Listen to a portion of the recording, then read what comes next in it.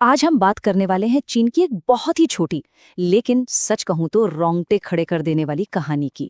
ये कहानी है एक माहिर कारीगर के बारे में और उसके सामने रखी गई एक ऐसी अजीब शर्त की जिसने उसकी पूरी दुनिया ही बदल दी। चलिए इसी कहानी में थोड़ा और गहराई से उतरते हैं। कहानी की शुरुआत होती है इसी एक अजीब सी मांग से। जरा सोचिए, एक ऐसी मांग जो आगे होने वाली हर घटना की वजह बनती है। कोई भला ऐसा मास्क क्यों चाहेगा जिसमें और असली चेहरे में कोई फर्क ही न किया जा सके? इसी सवाल का जवाब ना एक बहुत ही रहस्यमयी सौदे में छिपा है। तो कहानी शुरू होती है चीन के एक बहुत मशहूर मास्क कारीगर से, जिसकी दुकान पर एक दिन एक अजनबी दाखिल होता है। अब देखिए, ये कोई आम ग्राहक नहीं था। वो अचानक से आया, उसका चेहरा पूरी तरह से ढका हुआ था और वो खाली हाथ भी नहीं था। उसके पास सोने से खचाखच भरा एक बैग था। इस एक मुलाकात ने ही दुकान के माहौल में एक अजीब सा तनाव भर दिया। तो सौदा ये था, एक तरफ थी बेहिसाब दौलत, सोने से भरा हुआ एक पूरा का पूरा बैग, और दूसरी तरफ था एक ऐसा काम जो लगभग नामुमकिन था, एक ऐसा मास्क तैयार करना जो असली चेहरे की हूबहू नकल हो। ये एक ऐसा सौदा था जिसे ठुकराना बहुत मुश्किल था, लेकिन मानना उतना ही खतरनाक। और जैसा कि अक्सर ऐसी कहानियों में होता है, लालच वो समझदारी पर भारी पड़ गया। इतनी सारी दौलत एक साथ देखकर मास्क बनाने वाले ने अपने सारे शक और डर को एक तरफ रख दिया और उस रहस्यमयी आदमी का काम करने के लिए हाँ कह दिया।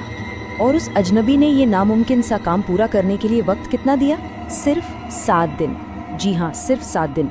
समय की ये पाबंदी कारीगर पर दबाव को और भी ज्यादा बढ़ा देती है और कहानी में एक अजीब सी बेचैनी घोल देती है। सौदा तो हो चुका था, लेकिन अब शुरू हुई असली जद्दोजहद, एक असंभव काम को पूरा करने की। अब कहानी का पूरा फोकस उस कारीगर पर आ जाता है जो उस सौदे को पूरा करने के लिए अपनी पूरी जान लगा रहा है। उस कारीगर की हताशा ना दिन ब दिन बढ़ती जा रही थी। उसने पूरे 6 दिन लगा दिए, दिन रात एक कर दिया। वो हर दिन एक बेहतरीन मास्क बनाने की कोशिश करता, लेकिन हर बार नतीजा सिफर। वो नाकामयाब रहता और 7वां दिन बहुत तेजी से नजदीक आ रहा था। आखिर ये काम इतना मुश्किल था क्यों? वो इसलिए क्योंकि उसे सिर्फ एक सुंदर मास्क नहीं बनाना था, नहीं, उसे तो असलियत की हूबहू नकल करनी थी। एक ऐसा चेहरा बनाना था जिसे देखकर कोई भी धोखा खा जाए। यही बात इस काम को लगभग नामुमकिन बना रही थी। 6 दिनों की नाकामयाबी के बाद अब बारी थी आखिरी दिन की, वो दिन जब सारा सच सामने आने वाला था। अब वक्त आ गया था एक डरावने खुलासे का। तो सवाल यही है कि 7वें और आखिरी दिन आखिर हुआ क्या? क्या कारीगर कामयाब हो पाया या फिर कुछ ऐसा हुआ जिसकी किसी ने कल्पना भी नहीं की थी? 7वें दिन ठीक वक्त पर वो रहस्यमयी आदमी वापस आया। मास्क बनाने वाले ने जो भी वो बना सका था उसे दिखाया। उस आदमी ने मास्क को देखा और फिर एक मास्क लेकर वहां से चुपचाप चला गया।